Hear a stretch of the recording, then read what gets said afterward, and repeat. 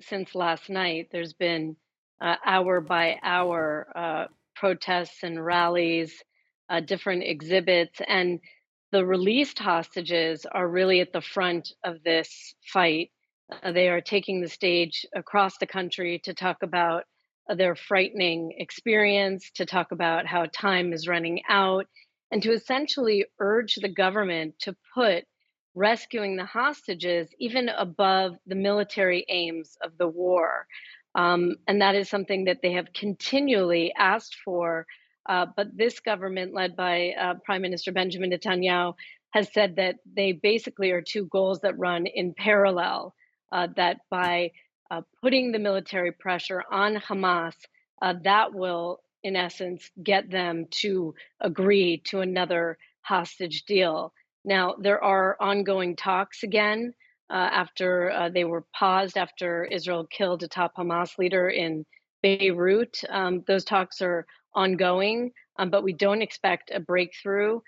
And this is why these families and the families of loved ones, remember, there's 132 hostages still in the clutches of Hamas, feel the need to speak out, and those who've been released to talk about their experience. And we're hearing some details that we haven't heard before. For example, a 17-year-old, Agam, she was inside Gaza. She was rescued. She was released in one of the hostage deal rounds, and she read a letter to one of her friends who is still there. A very moving letter, encouraging her still to have hope, saying she was so worried about her. And among the many things that she was worried about, she said, has he come into the shower again and taken off the pajamas that he gave you? Right? So obviously alluding to the sexual assault that her friend is suffering at the hands of Hamas.